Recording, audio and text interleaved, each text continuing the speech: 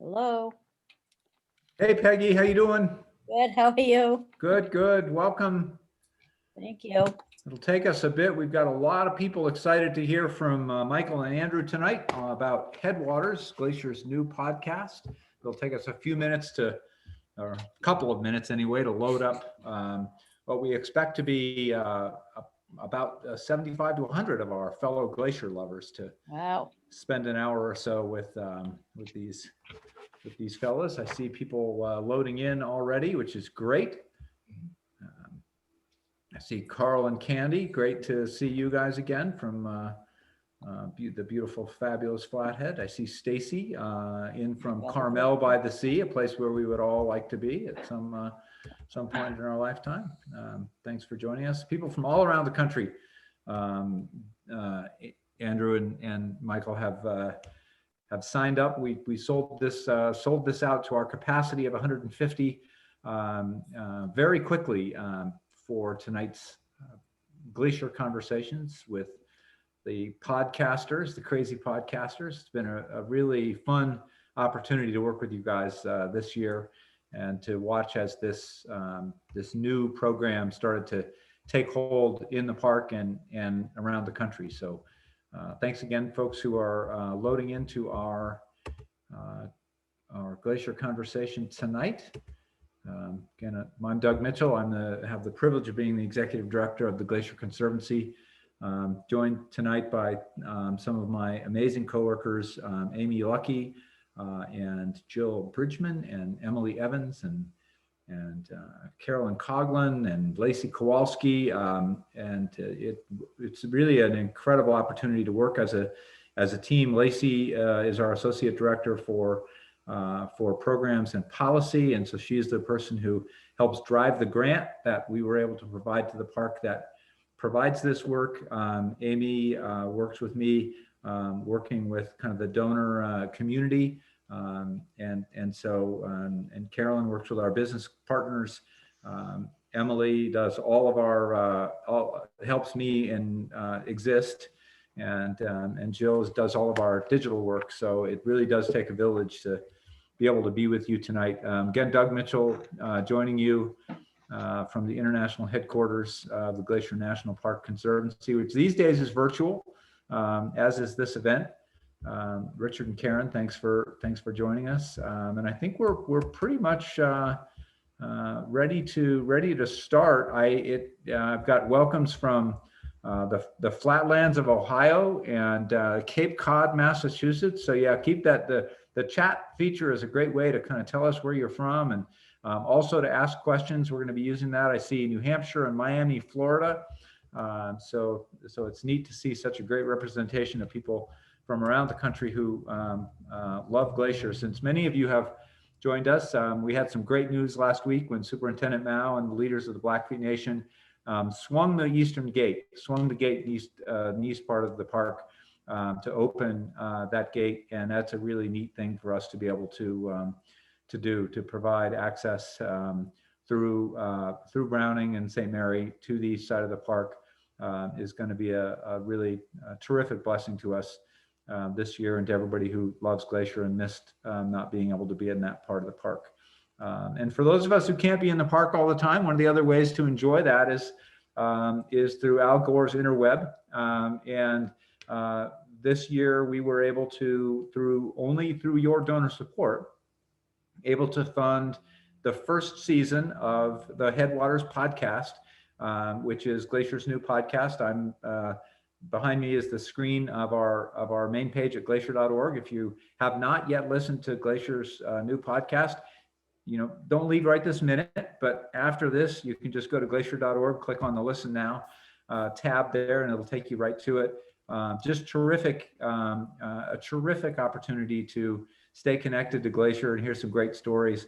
So Andrew Smith and Michael Faist, thank you for taking some time to join us tonight. Yeah, thanks for having us. Thanks for having us.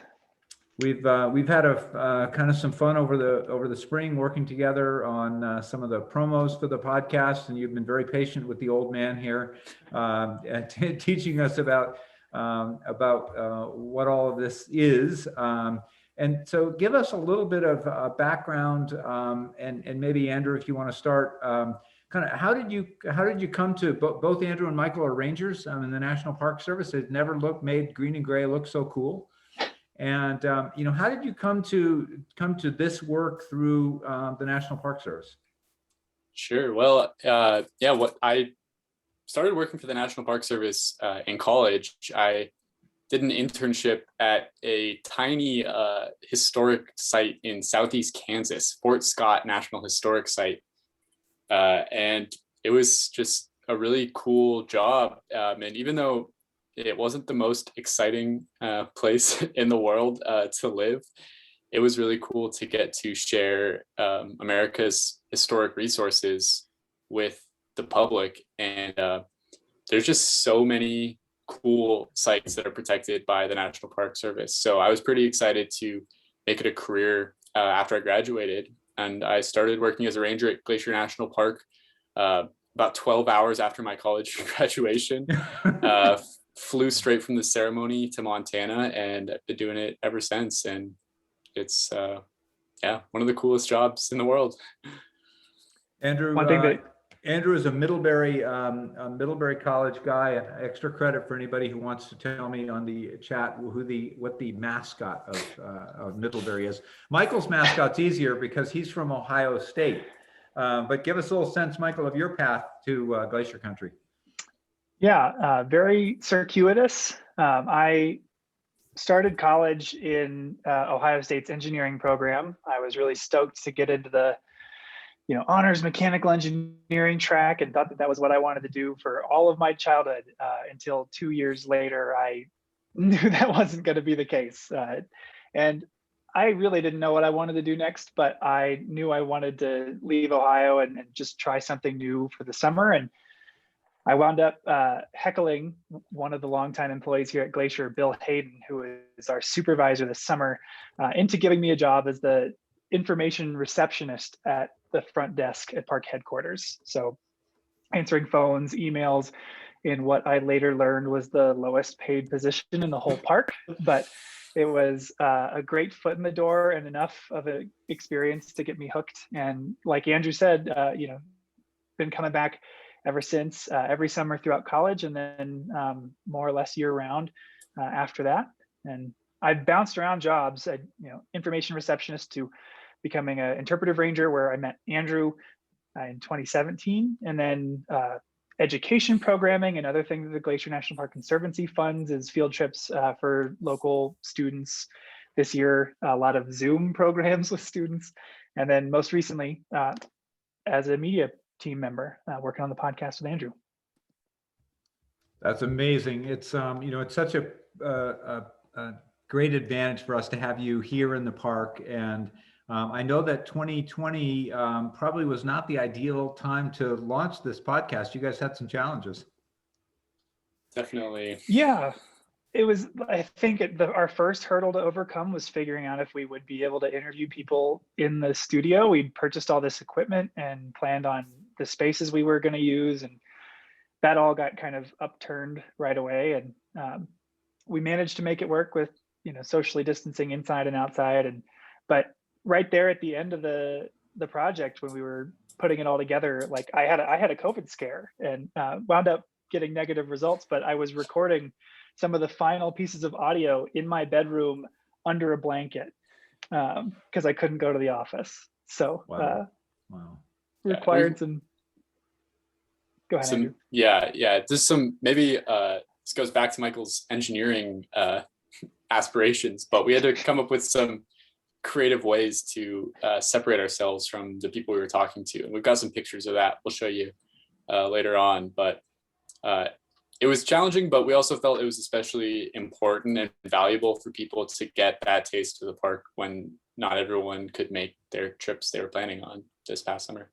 Yeah, no, challenging year for sure. And thank you for adding to it for a lot of us. I am not at all surprised that Lisa Diekman, my dear friend from Bozeman, knew the answer to this question. And for those of you who don't know Lisa, Lisa is the executive director of Yellowstone Forever. She has already engineered an incredible turnaround for one of America's, really most important organizations, our partner in this work, Yellowstone Forever. So Lisa, thanks for joining us, and thanks for all that you're doing down there at Yellowstone Forever. And those of you who aren't yet supporters, you should be. We have a great longstanding partnership with Yellowstone, of course, as Montana's second best park. Quick shout out also for Glacier. I love Glacier. I grew up in Spokane, and my oldest son is named Logan. Yep. And there's a reason. It's beautiful up there. And so, yeah, Glacier special. And well, thanks for your great work, and I look forward to seeing you and the boys soon. We'll definitely do that. So Michael and Andrew, I know you guys put together a little bit of a presentation, and so Michael, I'm going to turn it over to you if I might. Sure. So I'm going to share the screen, and Andrew's going to kick us off. So just wanted to let everyone know a bit about how our talk tonight is kind of structured. So first, we're going to spend a couple minutes telling you guys about how the program came together and what inspired us to make a podcast. Then we're each going to tell a story about one of our favorite segments from the show and how it came together. And then if you stick around through that, we're going to give you a little sneak peek of what might be coming for season 2. And then we'll take some questions. So Mike, we can go to the next slide. The idea of doing a podcast has been kind of bouncing around in Glacier for a very long time. This picture is the cover of a book that Michael found in the media offices that was published in 2005, a couple of years before the iPhone even existed, that shows someone was thinking about podcasts 15 years ago. But there were some attempts to start a Glacier podcast in the past. You can see in 2013, there were a couple episodes, but it didn't really take off. You can see there was only 1 rating for this on iTunes. But things have evolved a lot since 2013. And podcasts as a medium have really taken off. And I think the modern podcast, the kind of things you're seeing here, the shows probably a lot of you folks listen to, are really different than the types of things people were making in 2005 or 2013. So the idea for Glacier to start a modern, what we call a public radio style podcast, I think probably our model, the podcast that we seek most to be like is Radiolab. That came from Daniel Lombardi, our coworker, and the telemetry podcast that's done at Yellowstone National Park. Telemetry started in 2016, so it's been going for a few years, and it's really one of the first like modern public radio style podcasts in the Park Service that's produced like the kind of things that people listen to on their apps or that you might hear on the radio. And telemetry has played on Wyoming Public Radio as well. So Daniel saw what was happening with telemetry and the awesome work that was going on with Yellowstone, and he applied for a grant to do a similar project at Glacier National Park. And finally, after a couple years of working on that application, getting it in, we got approved to start this project here at Glacier. And so we put together a team.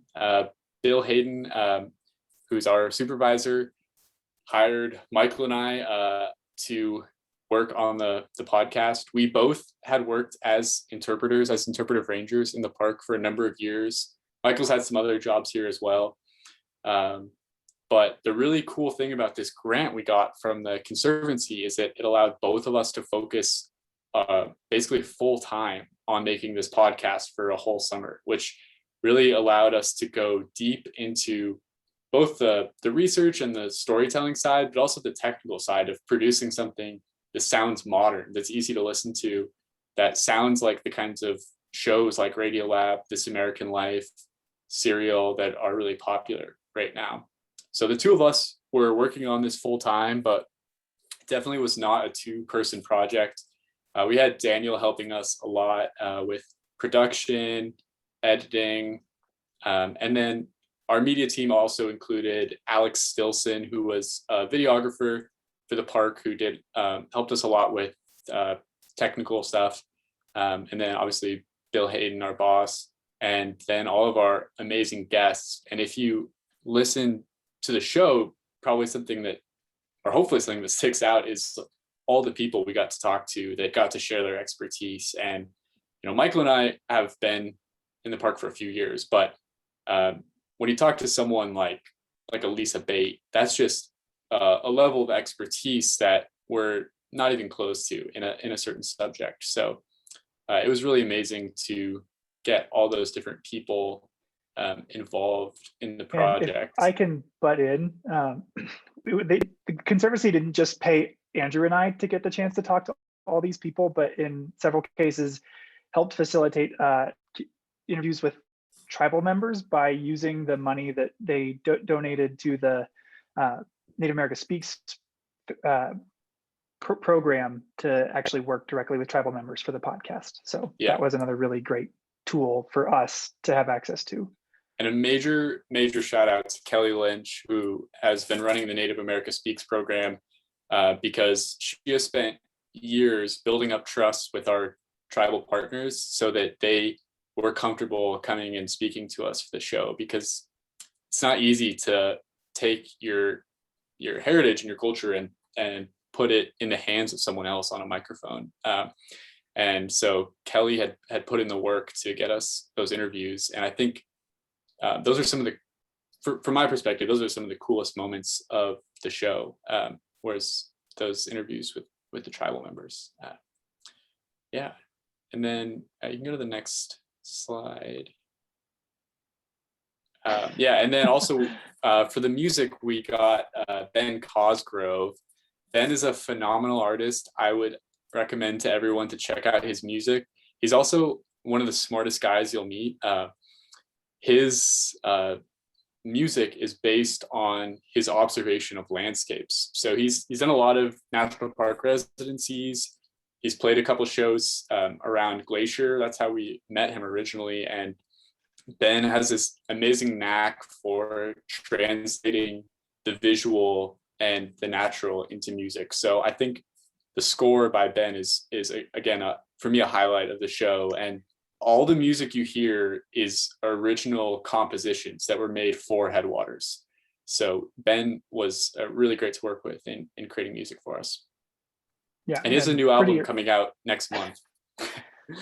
Yeah, worth finding. It definitely helped us not sound, ridiculous when we had his music in the background. Yeah. Ben is a very professional musician, so it gave us something to a level of professionalism to aspire to with the rest of the show. Yeah, when that's it. We heard what he had made for us. Yeah, you can go to the next one. And then we released Headwaters in early December. We put out the whole first season at once, and the reception is really blown us away. This is a picture of the iTunes science podcast charts. So you can see Headwaters is right up with like National Geographic, Bill Nye, WNYC, NPR. So it's been really, really cool to see how people have responded to it. And I think my favorite stat that we have from the iTunes analytics is once someone opens Headwaters, they spend an average of 1 hour and 29 minutes listening to it. So people are sticking around for an episode and then even going into another one. So that's something I'm pretty proud of. I think. Even Bill Nye looks surprised. Yeah. Who are these guys? What are they doing up there? And yeah, we've gotten great reviews too. So you can see that the 2013 Glacier podcast had 1 rating. Headwaters right now is at 127. It's only been out a couple months. And this is something, if anyone has enjoyed Headwaters, it's a great way to help get the word out. It's just to go on Apple Podcasts, give us a rating. And especially if you write a couple words for a review, it really helps it be visible on the app so that other people have a chance to find it. And I think this summer, as a lot of people are making road trips to the park, a lot of people are going to be looking for something like this.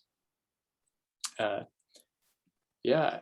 So with that, I think we can move into Michael's story.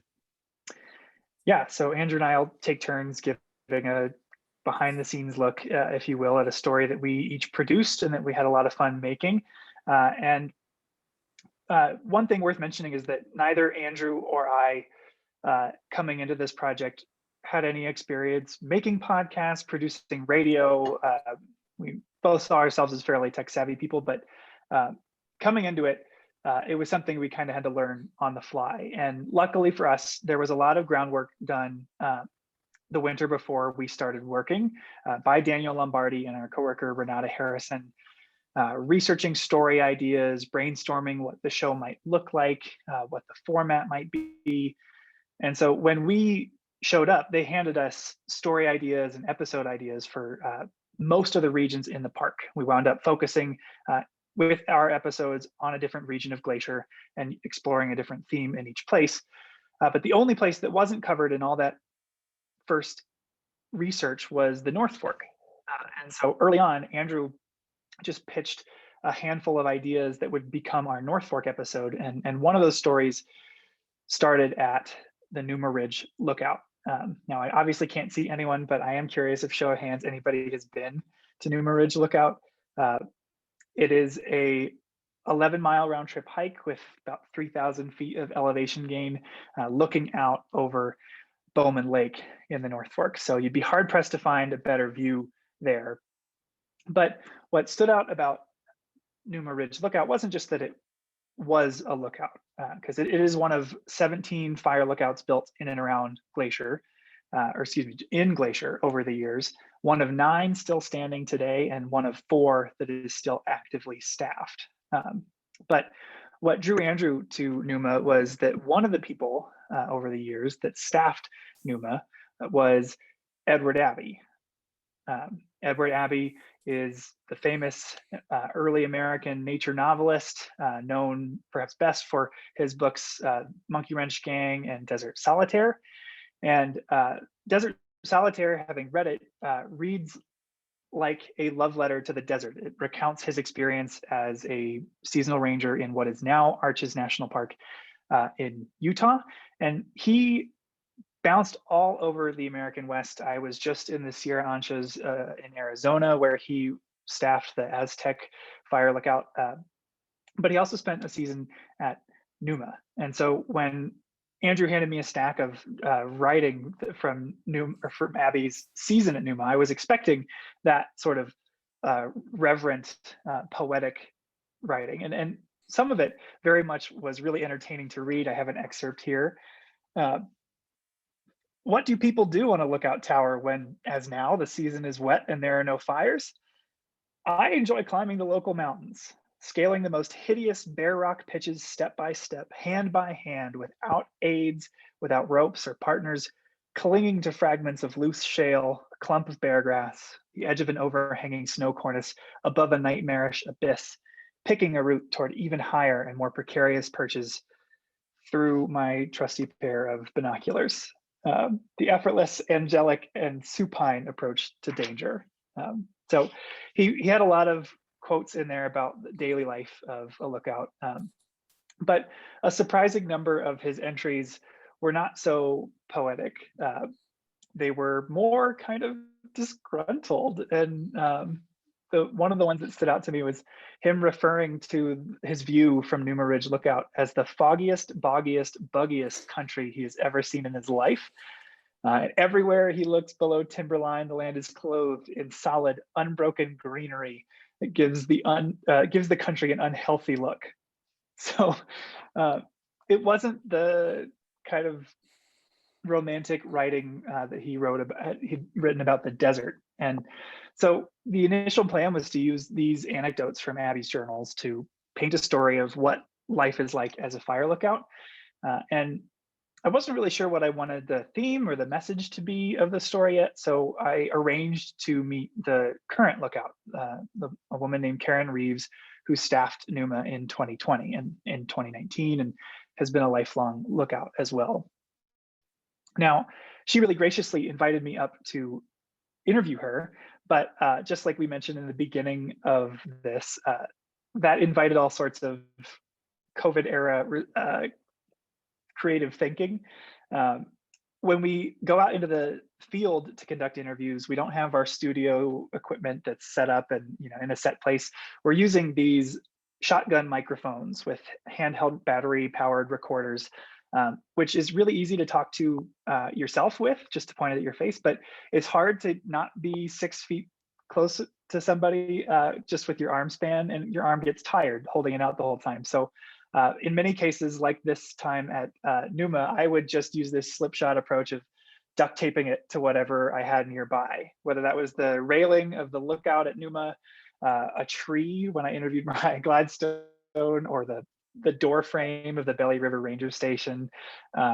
This worked wonderfully without having to carry a whole lot of weight up there either. So that's how I interviewed Karen, and she had a lot of great stories about what life is like up there. She joked that, this is a place where hobbies go to die, because you spend 5-6 months at a time in a remote place up high. You could bring your quilting stuff, and she decided she wasn't a quilter. And if I could add to that too, one thing that struck me from Abby's journals is he mentioned he had the mules carry Marcel Proust's In Search of Lost Time, which is this like 7-volume, 4,000-page novel. And then he never mentions it again. So I'm assuming even the isolation of the lookout couldn't get him to read it. Yeah. And luckily for me, Karen actually knows or knew Edward Abbey, so she could confirm my impression that he really didn't have much love for the Rockies that summer. It was a rainy summer. It wasn't very active because he didn't spot any fires. But one thing that Karen had access to was also the service logbooks, the daily duty log that the NPS keeps. Abby wrote in his personal journal, but other people write what they do that day in the journals that she had in the lookout. And that was from things like a guy in the 40s chasing a black bear who he found on his front porch that morning down the ladder with Pulaski. But she also could tell me that from Abby's summer, it wasn't Abby making the entries or doing most of the work. It was actually his then wife, Renee Downing. She was his fourth wife. This is them in Aztec lookout in the Sierra Anchas of Arizona. And Abby writes sporadically about her in his personal journals, but didn't let on that she was the one doing most of the work. But learning that from Karen, that was when I kind of knew I wanted to pivot the angle of the story. I started badgering the folks at our archives to see if they had any materials that Renee had written, and try to tell a story about how even in these remote places, you're not really alone. But that wound up being kind of a dead end. And a lot of other people in the recent years have started to analyze the discrepancy between Edward Abbey's public and private personas of this kind of lone wolf, isolated guy versus somebody who's human and likes companionship. And I didn't really feel like that was the right story for us either. Abbey's not that relevant to Glacier long term, and plenty of more eloquent, well-researched people have done that. So I started to kind of lose hope until our archivist, Jean Tabbert, pointed me to a woman named Kay Rosengren, who staffed Numa Ridge Lookout in 1958. And these are some old-timey vacation advertisements from around that era. Kay Rosengren was wrapping up her junior year in college in 1958 when her boyfriend got an invitation to staff the Numa Ridge Lookout. And in the offer letter, they said that they would also be happy to hire a wife if he had one. And despite the fact that neither of them had been fire lookouts before, and I don't think Kay had even been to the Rockies, they got married and moved out or hitched a ride out west with a friend and got dropped off in Glacier to start a season as lookouts at Numa. And reading what Jean sent to me, it was just immediately clear that Kay was that was the story I wanted to share with this piece. She is so charming, and it is a stark contrast to kind of the curmudgeonly accounts of Abby. I have a quote from one of the letters that she wrote. However fanciful my image of life on a mountaintop is, there was one young wife at fire school from Chicago whose grasp of reality is even shakier than mine. She asked me what kind of washing machine there would be in their lookout. Nope, there it is. At first I thought she was joking, and then I realized she either didn't hear or chose to ignore the no electricity and water by pack train. I didn't tell her there was no Maytag in her immediate future, lest she cut and run back to Illinois. So she's a very beautiful writer, and the reason that we had access to this stuff at the archives was that the Northwest Montana chapter of the Forest Fire Lookout Association had conducted an oral history interview with Kay in 2018, 70 years after she staffed it, and also had received copies of the letters that she had actually written from the lookout at the time to her family and friends. And Kay unfortunately passed away in 2019, so wasn't able to meet her, but she lives on clear as day in these transcripts and the interview and the letters. And once she got to the lookout, it's this whole account of adjusting to life in this tiny place, from your tiny bed cot and what you've got in terms of the lack of modern amenities, to your neighbors. She was petrified of grizzly bears and was afraid to leave the lookout the whole summer, even though she never saw one. She also wrote very fondly of the pit toilet. This is the pit toilet at Boulder Pass, also in the North Fork, famous for having some very good views. But the most entertaining anecdotes, and the thing that Kay struggled with the most, wound up being supplies, namely food, because when you get food in on a pack train every 2 weeks at best, every 1 month at the worst, you don't have a lot to go on. And so she was struggling to prepare a lot of food, including bread. This is my final quote, but perhaps the biggest challenge up here on Numa Ridge is learning to cook. I clearly remember pledging to not poison your son. This was written to Keith's parents. There are days when I feel like that was a promise made in haste. There is no way bread can be kept here, as there's no freezer, never mind a refrigerator. So I had my first foray into the wonderful world of baking bread. It was heavy enough to be a doorstop. It was gray, and it quivered. So she was an absolutely beautiful writer, and I think it painted a amazing picture of what life was like up there. But at the time, I didn't have access to the oral history. This is a screenshot of now. It was uploaded in November.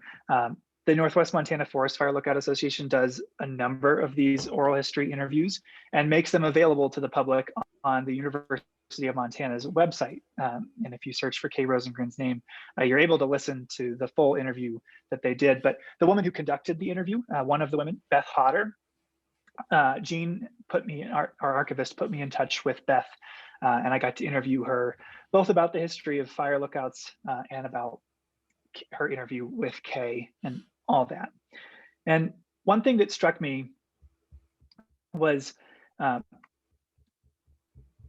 meeting Karen, who staffed it in 2020, and reading all of Kay's materials. The job itself has not changed almost at all.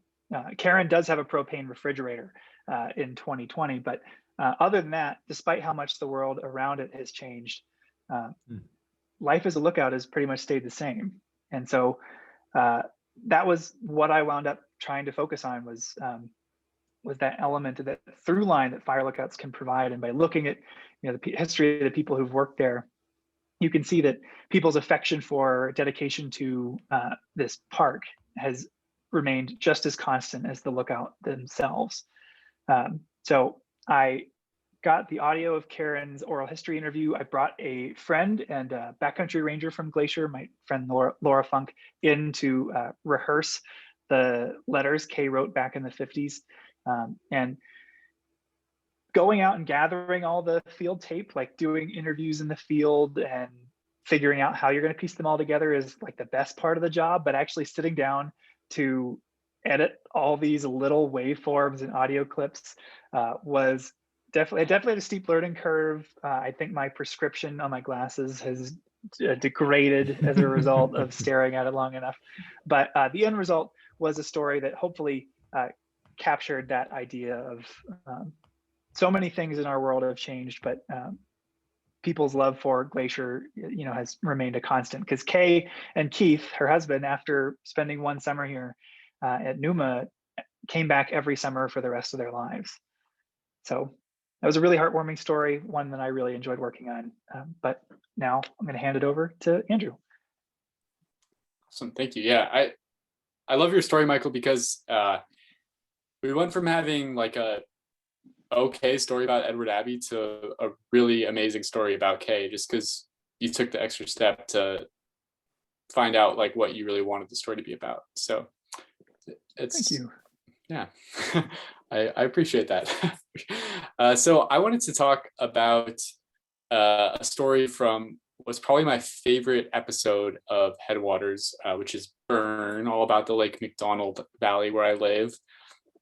And in the last story for that episode, I went up to Sperry Chalet with Brent Rowley, Glacier's archaeologist, to talk about what happened after the Sprague Creek fire. The Sprague fire was pretty. It's a pretty personal story, I guess, for me, and I think for Michael as well. We at the beginning of that episode, we talk about where we were at the beginning of that fire, but we were both living in West Glacier, watching it move every day, and we were like had our lives in our cars because our houses were under an evacuation warning for weeks. So it's a story that is pretty personal to me, but it's also I think pretty interesting to see what it meant to Brent, because he has a really unique angle on it as an archaeologist. For some of the segments for the podcast, I would have a pretty clear idea of what I wanted the story to be when I started recording. There's got to be a beginning, middle, and end, and I would basically know what audio I was trying to capture. There are other stories where you just know something really cool happened, or there's someone who's really interesting, and you're going to talk to them, and then afterwards, hopefully, you'll figure out what the beginning, middle, and end was. And that was definitely the case for this story. I didn't know exactly what Brent was going to be able to show me, but I've heard Brent speak a lot over the years, and he's super interesting. If you ever get the chance to talk to him, really passionate about history and archaeology, and just an exciting person to be around. So we were hiking up to Sperry Chalet. I knew I'd have a couple hours to talk to him about the story because it's a 6-mile hike from Lake McDonald Lodge up to the chalet. And I'm sure Doug and Michael and anyone else who's been up there would agree it's a really beautiful spot. And we went up on a really beautiful sunny day. But as we walked up, I started asking Brent about the fire and realized that it had been really personal for him as well. And he had been assigned to the fire to monitor the cultural resources that were affected by it, and especially the main building of the Sperry Chalet that ultimately burned down. And something that I think I really learned from this experience with Brent is how much it matters where you interview someone. When you're listening to the podcast, on your headphones at home or in your car, you can't necessarily tell where we are, but it affects people so much to be in the right place and to have the story come to them in a certain way and to have those memories. So when I was walking up, it was just really fascinating to see Brent say, I was standing right here when I got the call on the radio that the chalet had burned down. And I was standing right here and I could see the flames coming down the hillside at me. And, I could have talked to Brent in the studio, but he wouldn't have experienced those memories in the same way. In talking to Brent, I also realized that he had not been back to see the chalet as it had been rebuilt, with obviously the huge support of the Conservancy. But he was one of those folks. If you listen to that episode, you'll hear in our conversation with Doug, he mentions that right after the fire, he went to the hardware store and bought a bunch of lumber to hold the structure up for the winter. And Brent was one of the people up there days after the fire, seeing the damage and trying to figure out how to save it for the winter. And so when I realized that he had not seen the new structure, I knew that that had to be kind of the central moment of the story there. So we got up there. It was about a week before the chalet was going to reopen to the public. And so it was, looking amazing. I tracked down the manager as they were getting ready to open, and I asked if we could go inside while they were getting the last rooms ready. He let us in there, and this was another kind of thing I learned in the process of doing this was a lot of times when someone experiences something really profound, they actually don't make any noise, which is hard for a podcast. Same thing happened with when we took Gerard up to Grinnell Glacier in the Many Glacier episode. If you haven't heard that yet, it's a really powerful moment. We took him to see that glacier for the first time in 30 years. And when Brent stepped in there, he was just kind of, he was so taken aback. So it's an interesting challenge to make that silence meaningful in the story. But it was a really cool day because I got to see Brent do his thing and interpret the site. What they were really concerned about after the fire was there were all these artifacts that had been exposed because they had been covered by vegetation previously. And they were worried about those artifacts being destroyed by the weather or being taken as souvenirs from the chalet. And so right after the fire, Brent and his team had surveyed the whole area, and they had marked where they found artifacts. And then they worked with Dawn LaFleur and the Native Plant Nursery. We talked to Dawn in that episode as well. And they came up with a seed mix that matched the ecosystem there and replanted those archaeological sites so that native plants would cover up the artifacts again, so that our park archaeologists would know where they were, but they wouldn't wander off. So Brent was up there to check on how those things were growing back, but I was up there to get him to tell me a bit about what the artifacts were. And you can go to that next slide now. It was really cool just to see how his brain works and how he interprets an object. I found a small piece of ceramic like this, and instantly Brent says, okay, like this was a camp for visitors. This wasn't for workers, because the workers ate out of cans. If you see ceramic plates, that's for visitors. And then he took the little piece in his hand and he like found the angle of the circumference and drew a circle. And he said, okay, the plate's this big. So this was a serving plate. And so I can tell that they were eating at this camp family style, because if they were eating just individually, there wouldn't be serving platters. It would have been chafing dishes. So like, just like in a snap, he's like, I can tell you that this type of person used this site and that they ate their food this way. So it was really cool. And then the same thing with cans, like a huge number, you can go to the next slide, of the archaeological sites are just these old rusty cans. And Brent even told me a lot of times people find these sites and they throw the cans away because they think they're helping leave no trace. But actually, if you find something that's older than like 10 years, you just want to leave it there and let park staff know, because people's trash is like the most honest insight into how they're actually living their lives and what kind of food they're eating and what they do for entertainment. And a really interesting thing I thought was that Brent could tell you basically what decade something was from by how the trash was scattered. So he said in the early days, people would throw their trash just down a hillside, leave it all out. They weren't really thinking about the impact of that. But with the start of the Civilian Conservation Corps, they started to think about the aesthetic impact this was having. And they started considering the large numbers of people that were going to be coming and using these areas, and they would hide their trash under rocks. So you know that trash that's hidden under a rock is more recent than trash that's just left out in the open. So it was just really interesting to see the way he interpreted, really. That's what our job was as rangers. You take an object. I mean, in his case, these are an old rusty can, but maybe for a ranger, it's a flower or a mountain goat or something. And you explain it in a way that makes it meaningful to people. And it was really cool working with Brent on that. And then at the end, once I had an idea of what the story was going to be, I saw this cycle of loss and renewal in the fire.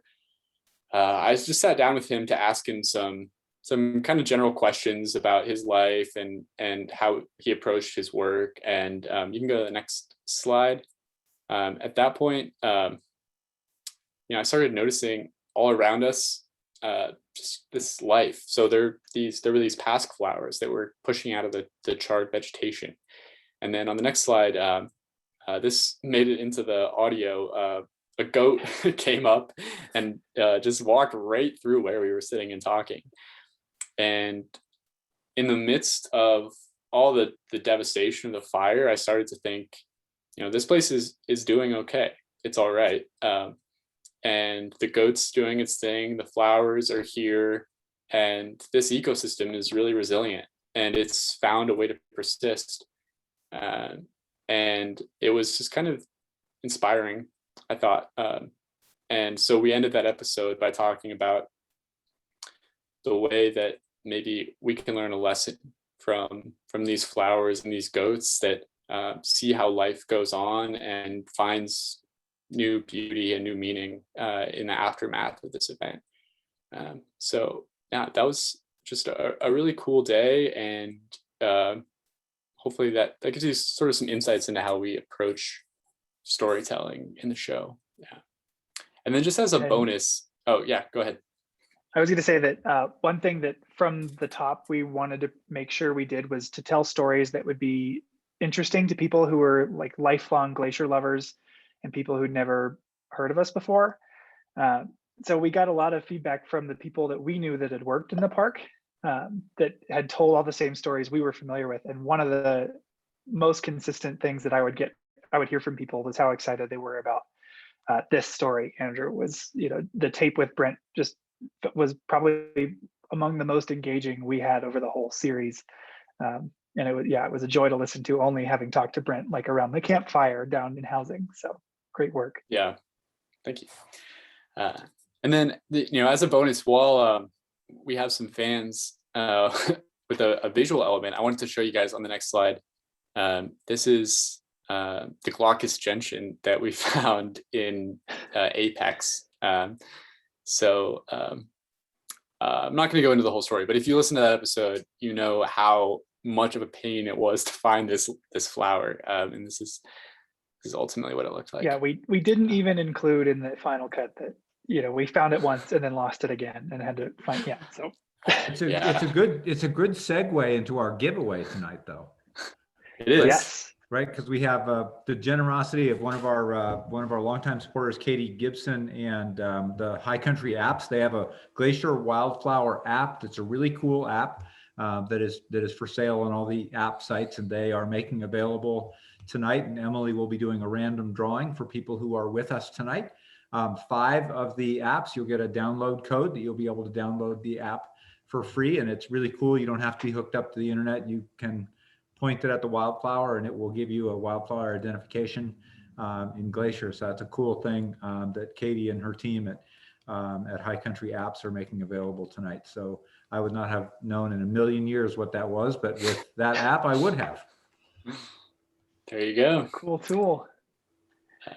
Then you can see, everybody can see why we're so blessed to have these guys and have season 1 under our belts. And again, we can only do this as a Glacier Conservancy through the generosity of donors. And we weren't sure in 2020, given the pandemic, whether we were going to be able to recommit for season 2. And Lacey Kowalski, who, as I said, is our associate director for programs and policy, made sure first and foremost, when we looked like we were going to have a solid year, she came to our team and said, number 1, we've got to have season 2. So that will be upcoming this year. We're super excited to be able to do that. And maybe you guys can give us a little sneak peek. Yeah, we're thrilled to have the support of the Conservancy and its donors, and to all of you who listened. We were really pleased to get all this great feedback and to be able to do a second season. There are obviously a lot of things we've got to do before that can happen, but to tease what we're going to try to be doing is where in the first season we told a lot of little stories that bounced us around the whole park. I think what we're interested in doing this next season is to tell a larger story over the course of several episodes using white bark pine as a framework to explore the cultural history of Glacier, the ecology, the natural history. It is such an incredible organism with a lot of stories in and around it. In fact, PBS just put out a documentary about white bark pine, so we're going to be riding that wave of interest amongst the public. But we also think that we've gotten a lot of interest from our leadership team here at Glacier in using the podcast as a way to keep in touch with people over the summer with some relevant and helpful information on construction, things like that. A lot of construction in Glacier going on this summer. So we're going to explore, play around with how we can put out little updates in the feed that wouldn't be full-length episodes, that would offer some at the time up-to-date information that we'd remove when it's out of date. And for those that aren't interested in hearing about delays, also little stories about phenology to maybe see the course of the summer or something like that. So there'd be a reason to tune in for our little check-ins, and then like last year, the whole season would dump towards the end of the year. But without further ado, we do want to give the floor up to questions or for the giveaway, whatever is best. Yeah, feel free to, folks, you feel free to, either unmute yourselves and just ask a question. That's totally Tohoyo. We're a casual group around here. Or use the chat feature to ask a question. We did have a question about how deep your knowledge is about fire lookouts, and I guess in Yellowstone, newlyweds were occasionally put in the fire lookouts. Did you guys get any knowledge about whether that was the case in Glacier? Yeah, it happened with Kay and Keith. They were brand newly. That was more or less their honeymoon. Right. Was at Numa Ridge. And then in talking with Beth Hodder from the Northwest Montana Fire Lookout Association, she shared that was very much the case all throughout Northwest Montana. We focused on Glaciers at its peak, 17 lookouts in the park, but there are over 100 lookouts in the Flathead National Forest, our immediate neighbor. So the newlyweds honeymooning in fire lookouts was fairly common compared to today. Yeah, that's super interesting. And the white bark pine story, for those of you who aren't familiar, I think they're called ghost forests, and you'll often see them in the park. But there's a real close connectivity to the keystone species, the Clark's nutcracker. And it's a really fascinating piece of connectivity, lots of layers there about the codependence between a tree and a bird. And it's like, I put in our field guide, a tree and a bird walk in a bar. It feels like it's the beginning to a joke, but it really is the beginning to a really quite incredible story. So I'm really looking forward to that. And we're at the same time funding a bunch of research into Clark's nutcrackers and white bark pine and the replanting of those in the park. So that's cool. Jill, I think you have some winners to our contest perhaps, and then we can feed into some questions. Yeah, let's go ahead and call off the winners of our giveaway. Thanks, Emily, for randomly drawing these folks. So again, we'll email you if you win a promo code where you can go in and download this app. It usually retails at $7.99. It's, again, the Glacier Wildflowers app. And what's really cool too is High Country Apps actually donates a percentage to the Conservancy. So that's kind of a cool way to support as well. And it not only includes wildflowers, but it also includes shrubs, grasses, trees. It's kind of just like a little virtual guide on your phone. So it's really cool. So our 5 winners, I'll go ahead and just name them off here. First, we've got Paul Eakin. Second, we've got Vincent DeBella. Third winner is Stan Fielda. Fourth is Marianne Myers.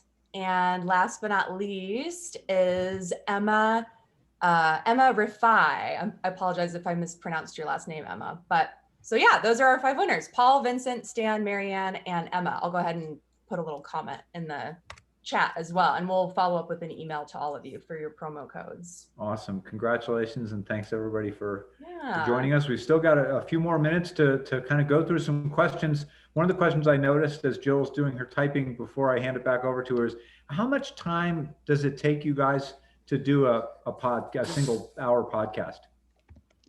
A lot. I would say, well, just audio wise, probably you have to record about an hour of audio to get 10 minutes of content that will make it into the final cut. But between the writing, researching, editing, it's a lot. We probably It's spent 6 months to make 7 episodes. Yeah. We probably spent 2,000 hours combined on those 7 episodes, something like that. So it's a lot, and it is probably like in half the time we could have made like a podcast 60% as good, but those last like hours where you really refine what things are about, I think is where the story comes out. Yeah.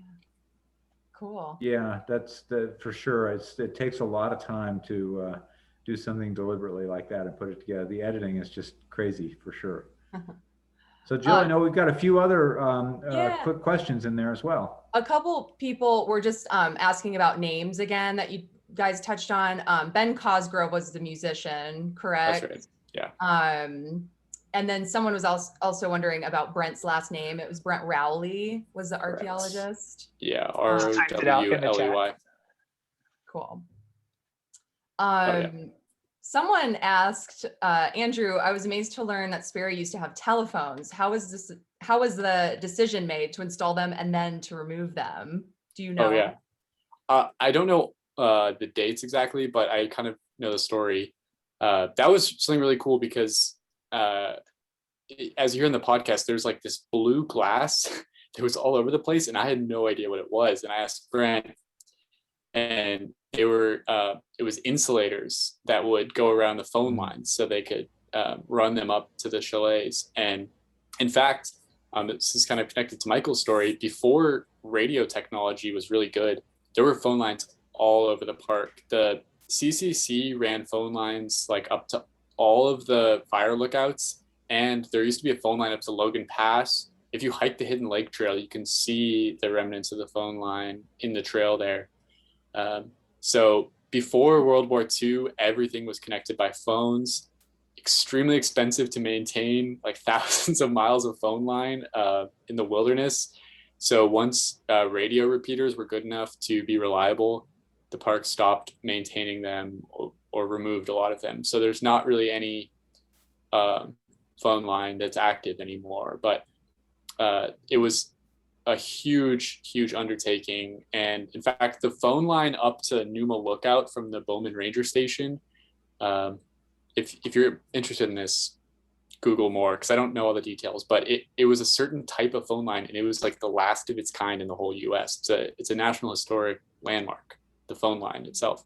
Wow. And you can still see along the trail the hangers up in the old growth trees that the phone line ran through. You can still see the line on the Hidden Lake Trail. You go along the boardwalk at some points, still see the cable. So wow. Yeah. Cool. Someone was wondering if you're going to be doing any or planning to do any podcast content on some of the stargazing events like at Logan Pass or some of the events like during New Moon, any astronomy content like that. So we did in the St. Mary episode, I did a story with Lee Rademacher, who kind of runs the astronomy program, about the observatory in St. Mary. That was really fun. So I'd probably like to do more of that. Just selfishly, it's really cool to learn from the astronomers. But I'm not sure how that fits in season 2. We're really like at the very beginning of making it. We'll start at full time next month. Cool. And if it doesn't make it into season 2, don't worry. Hopefully we'll have a 3rd season. Yeah. Yeah. Were there any other like stories or topics that maybe you wanted to include in the first season, but you didn't get the chance to, or maybe just like ran out of time or capacity? Yeah. I think we got pretty lucky in terms of like story ideas that we had largely worked out for us. We didn't have to abandon too many different ideas, but one thing that I was going to originally produce was a story about the recently designated as an endangered species macroinvertebrate, the glacier stonefly, the glacier meltwater stonefly. It was listed on the Endangered Species Act with climate change as a listed threat. And so that was something we were interested in learning more about and telling a story about, but it was a very recent thing, and the researchers that worked here in the park to help make that happen were very, very busy. So that one didn't work out. It'd be a great thing to rewind back to, but Yeah. that was the one story I think I had to ditch. Yeah. Well, Jill, I think we've got time for one more question. Probably we can keep them a couple minutes over time, but We I could do want to stay be as long as respectful. I do want to be respectful of everybody's time tonight. Really appreciate the. Yeah, the let's time. see. There's also just tons of comments about people loving the podcast, so that's really fun to see. Thank you. Yeah, let's see. Someone had asked, Michael, was it you that lost the fossilized tooth in the episode Wild? Not to And call I you think out, we, Michael. I think we can wrap into that. The last question that just popped up about the nighttime light show with the feces fountain. So perhaps we can wrap those two answers together. Did that ever happen? I could tie those together in terms of mistakes. Attaboy. In the North Fork episode, I had a story where I learned about fossilized insects, including the world's only blood engorged mosquito fossil right out of Jurassic Park. But over the course of the day, Kurt, our geological guide, found a tooth that belonged to this giant ancestor of a rhino that lived here 40 million years ago. It's called a Uintathere. And it's the northernmost find of a fossil of its kind anywhere in the US. Really amazing. He was incredibly surprised to see it. They've been telling us we wouldn't find mammal fossils all day. And within moments of him discovering it and going to find a collection case, it disappeared. And I was very coy in editing the story. I didn't want to place blame. But I won't say what. I thought you were about to reveal it. I'm not going to name names. I'm duty bound to not give away that hint. But in terms of more concrete mistakes that I could offer details on, the fecal fountains of Logan Pass were in fact a very real event. They didn't illuminate them at night. That was a kind of joke idea that, using firsthand accounts that I dug up, it's hard to see how seriously that concept was taken, but it was proposed maybe as a joke. But no, the poop fountains were very much a real thing. And I learned about that story first through the autobiography of a former chief naturalist in Glacier, Peter McClelland. And that work is also available on on the University of Montana's ScholarWorks website. Well, it sounds like we already got our new Glacier, Come Visit Glacier and its poop fountains slogan for next year's campaign. So we got that checked off the to-do list, which is great. Well, Andrew and Michael, thank you so much for spending one of your evenings. These guys aren't even employed yet for the year, and they've been generous enough to spend time preparing to be with us tonight and to be with us tonight. We really appreciate it. Look so forward to season 2. And to each one of you who again have joined us tonight. It's so meaningful for us to have you be in community with us through what has been a challenging year, but a year in which we've all been reminded about the powerful healing powers of this place we know as Glacier, and in times of both trial and triumph, that we can go to this place and have it be there forever because of this work that Michael and Andrew do as rangers and the work that each of you do as supporters of what we do at the Conservancy. So thank you all for another wonderful evening. We'll look forward to seeing you very soon. In fact, our next book club is Voices of Rivers, which we're doing in conjunction with my friends at Friends of Acadia. This book was written by one of actually Andrew's former college professors at Middlebury when he was the artist in residence at both Acadia and Glacier National Park. So that'll be next month. Feel free to join us if you wish. And again, thanks for joining us, and we'll look forward to seeing you all soon. Until then, stay safe and be well. Thanks so much. Thanks, everybody. Thanks. Peace. Thanks, everyone. Thanks, Michael. Thanks, Andrew. Good seeing Thanks, you guys. You're the best. Likewise. See you this spring. We'll talk to you. We'll talk to you on the phone soon. Give me a call anytime. Yeah. I haven't heard We've got any of your those. I'm number. curious to see how those came out. One of these days I'll have to. How the ad breaks came out. Yeah. Oh, they're so good, Doug. Come on. Are they? I was okay. Someone commented and said they enjoyed your phone calls. Yeah, I saw that. That's great. I thought I was bumbling along through them, so I'm glad you guys were able to clean it up. Yeah, we did some editing. I bet. All right. Cheers, guys. Thanks a bunch. Thanks. See you, Bye. everyone. Good night.